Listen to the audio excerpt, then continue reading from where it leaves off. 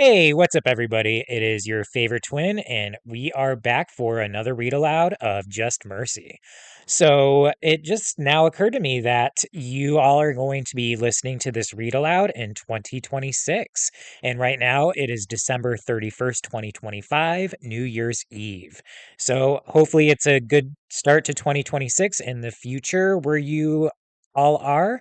And yeah, let's go ahead and get started with Chapter 1 of Just Mercy.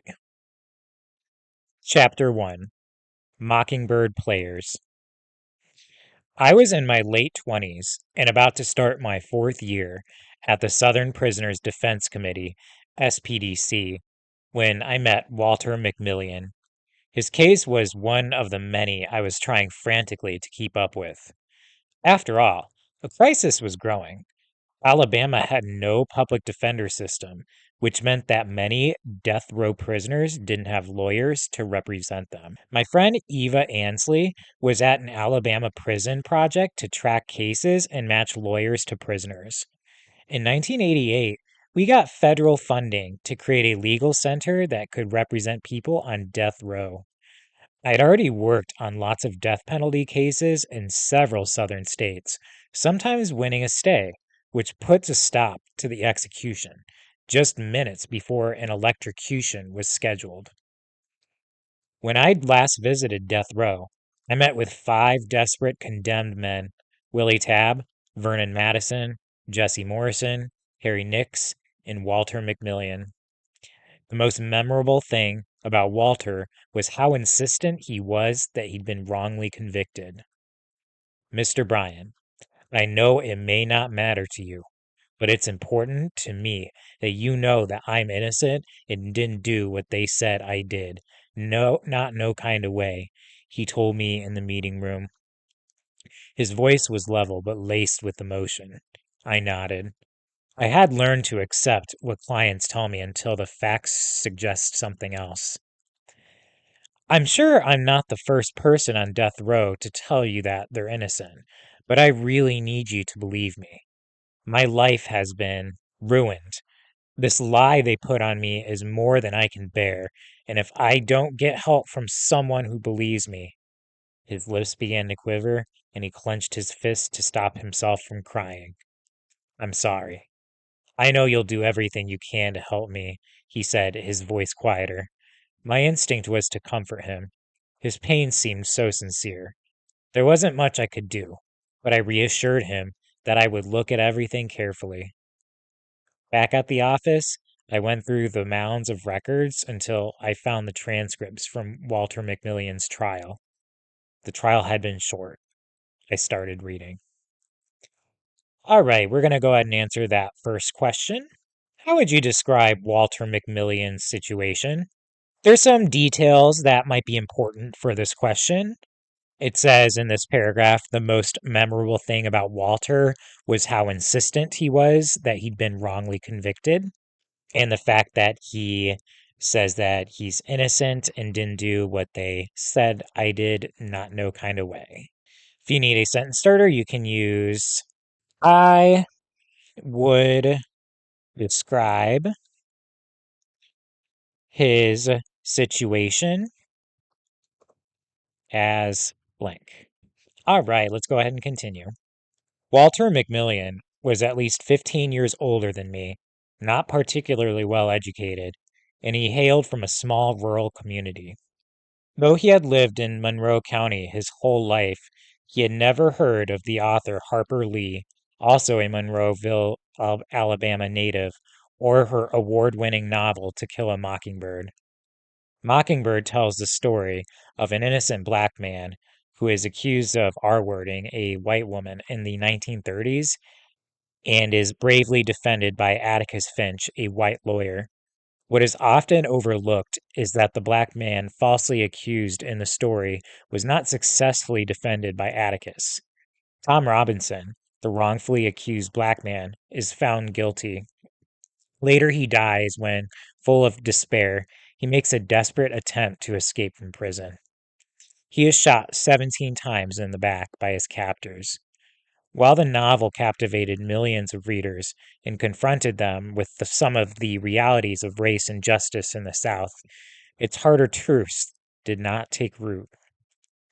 Walter McMillian, like the character Tom Robinson, grew up in one of several poor black settlements outside of Monroeville, where he worked the fields with his family before he was old enough to attend school. Educational opportunities for black children in the 1950s were limited, but Walter's mother got him to the dilapidated colored school for a couple of years when he was young. By the time he was 8 or 9, though, he became too valuable for plowing, planting, and picking cotton to justify the remote advantages of continuing school. Some backstory about Walter's hometown. Monroe County had been developed by plantation owners in the 19th century for the production of cotton. The fertile, rich black soil of the area attracted white settlers from the Carolinas who amassed plantations and a huge slave population. Even decades after the Civil War and Emancipation, the African American population toiled in the fields of the Black Belt as sharecroppers and tenant farmers, dependent on white landowners for survival. By the 1950s, small cotton farming was replaced with timber farming as Alabama's thriving industry. White landowners opened pulp and paper mills across the region. Acres and acres of land were converted to growing pine trees for paper mills and industrial uses. Times were changing, for better and for worse. African Americans, largely excluded from this new paper industry, found themselves confronting new economic challenges even as they won basic civil rights. The brutal era of sharecropping and Jim Crow was ending, but what followed was persistent unemployment and worsening poverty. The region's counties remain some of the poorest in America. Walter started his own pulpwood business in the 1970s. He smartly and bravely borrowed money to buy his own power saw, tractor, and pulpwood truck. By the 1980s, he had developed a solid business that didn't make much extra money but afforded him something else he valued: independence. If he had worked at the mill or the factory, the kind of job that most poor black Alabamians worked, it would mean working for white business owners and dealing with the racial stress that implied in 1970s and 1980s Alabama. Walter couldn't escape the reality of racism, but having his own business gave him a flexibility that many African Americans did not enjoy. All right, let's go ahead and answer that next question. How did Walter make a living? You'll find what you're looking for in this pretty big paragraph right here. Pay particular attention to these first few lines. Walter started his own pulpwood business in the 1970s. He smartly and bravely borrowed money to buy his own power saw, tractor, and pulpwood truck. By the 1980s, he developed a solid business. If you'd like a sentence starter, you can say he made a living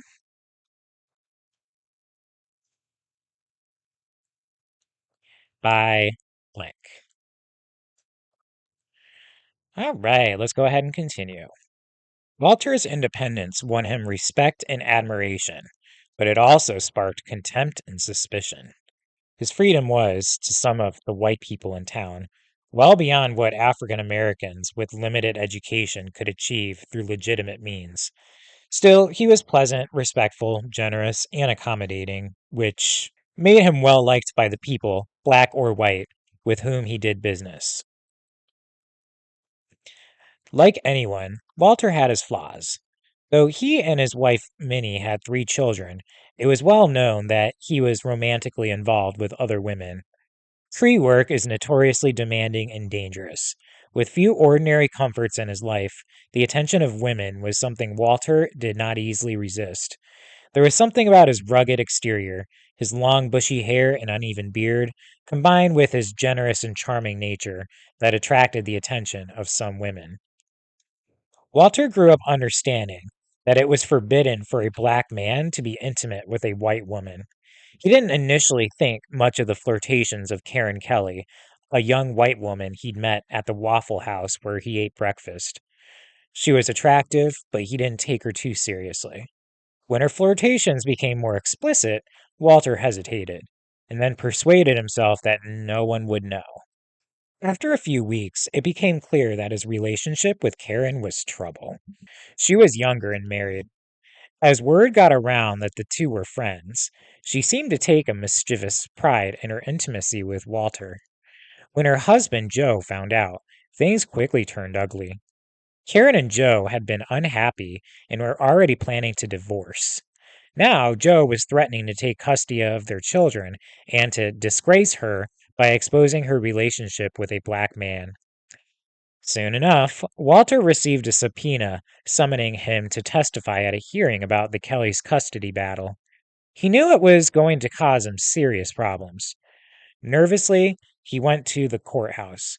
When Walter took the stand, the lawyer for Joe Kelly's husband asked him crude, hostile questions. Walter wanted to forget about the whole ordeal, but word of the interracial affair spread quickly and his reputation shifted. No longer the hard-working pulpwood man known to white people almost exclusively for what he could do with a saw and the pine trees, Walter now represented something more threatening in their eyes. Fears of interracial sex and marriage have deep roots in the United States. In the aftermath of slavery, the creation of a system of racial hierarchy and segregation was largely designed to prevent relationships like Walter and Karen's. In fact, interracial relationships were legally prohibited by anti miscegnation statutes.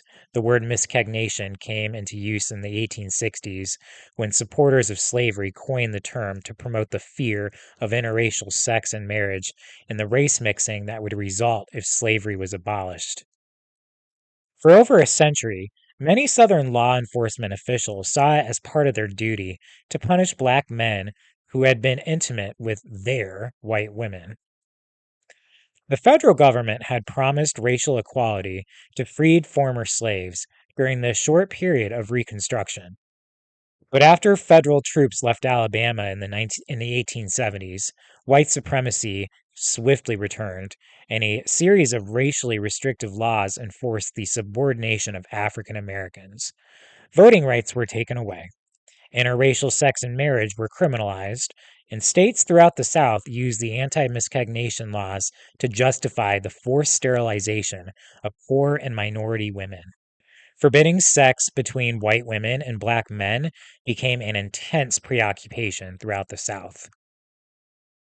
In 1882, the Alabama Supreme Court reviewed a case regarding an affair between Tony Pace, an African American man, and Mary Cox, a white woman. Both received prison terms. The following year, the United States Supreme Court reviewed the Alabama court's decision.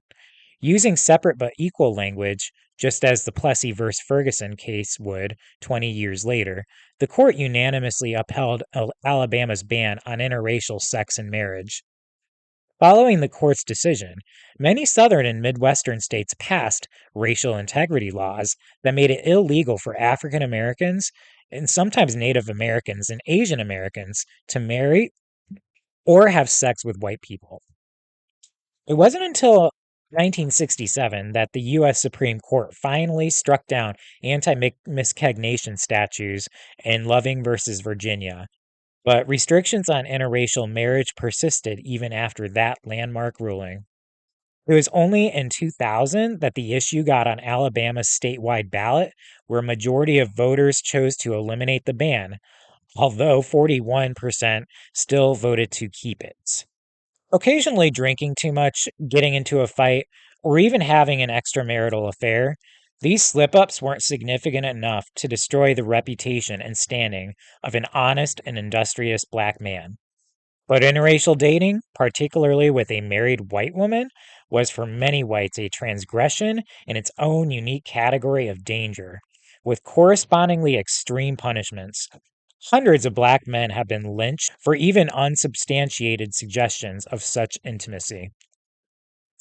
Walter may not have known the legal history, but like every black man in Alabama, he knew deep in his bones the perils of interracial romance for black men.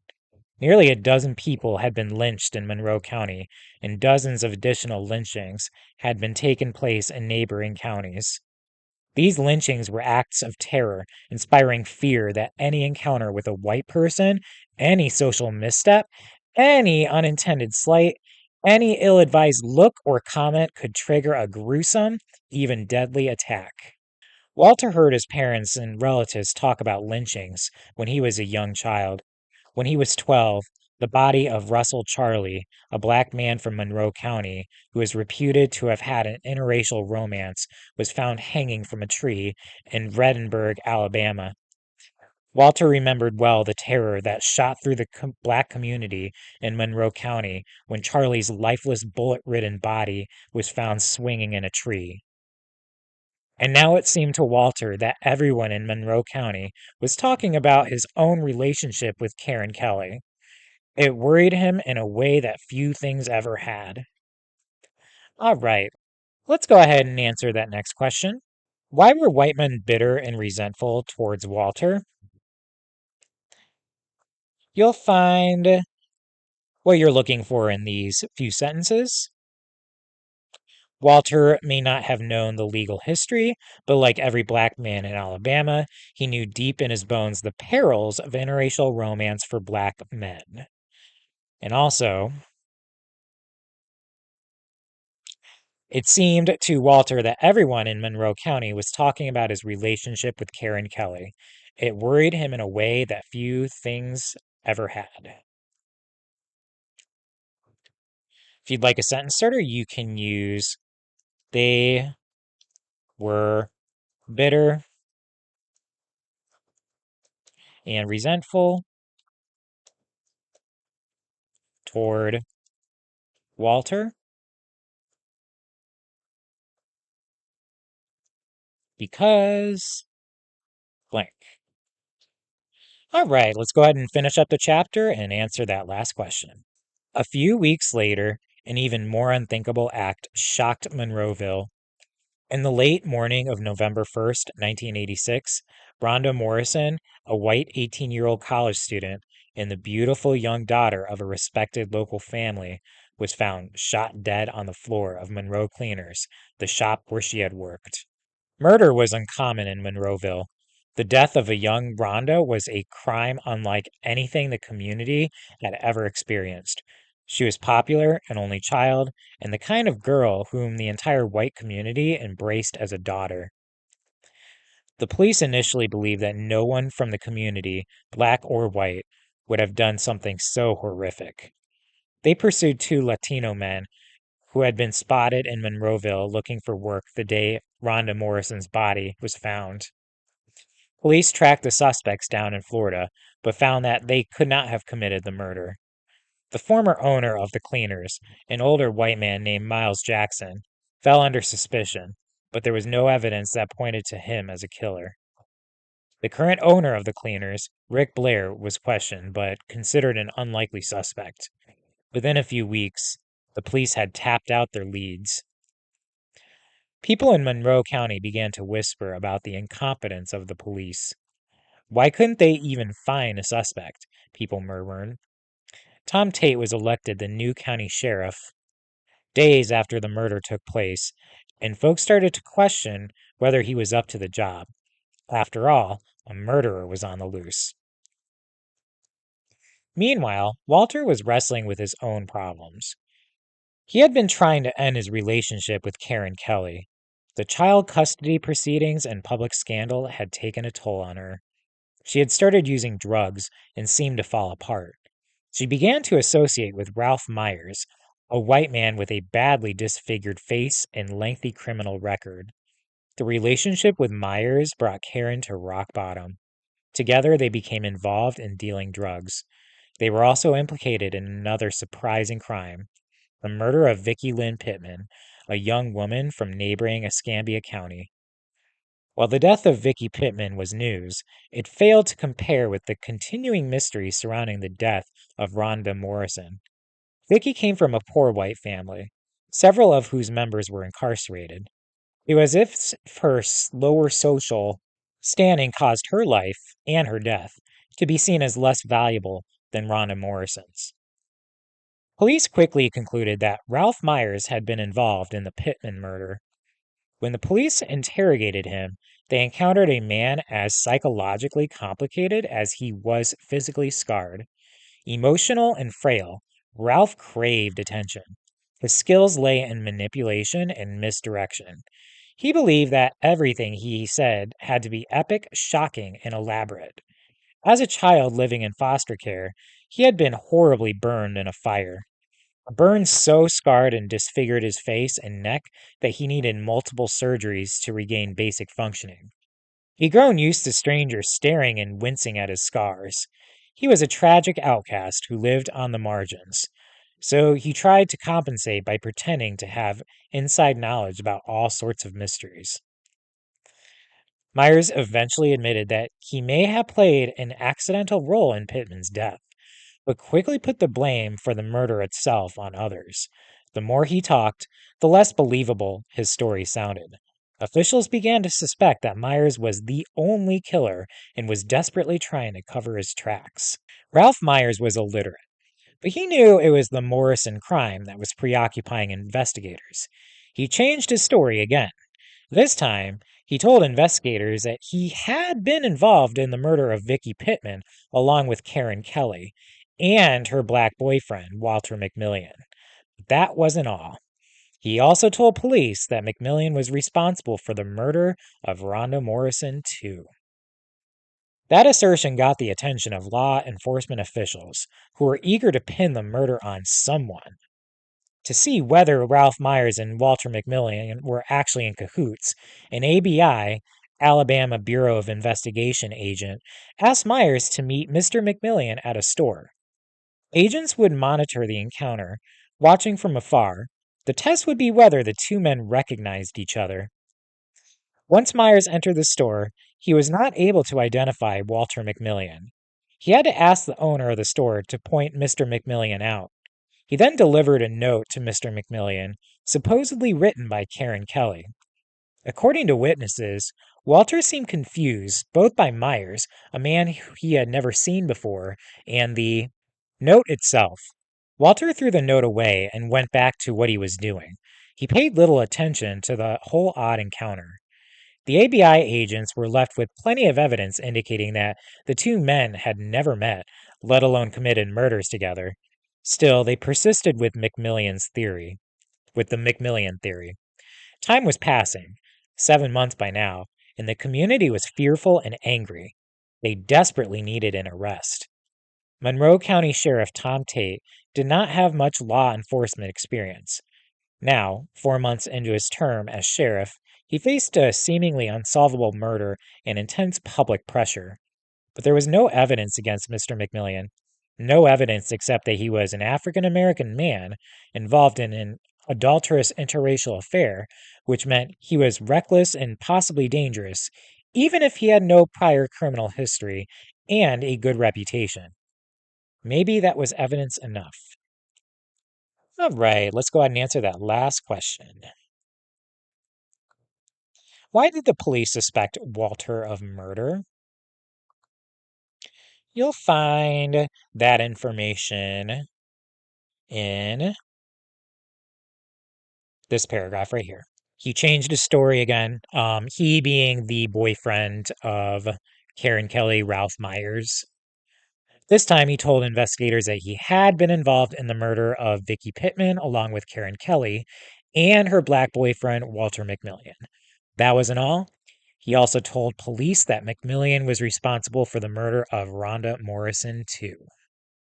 If you need a sentence starter, you can use they suspected him of murder because blank. All right, everybody, that is it for a read aloud of Chapter 1 of Just Mercy. I hope you enjoyed it, and I will see you in the next one. Until then, take care.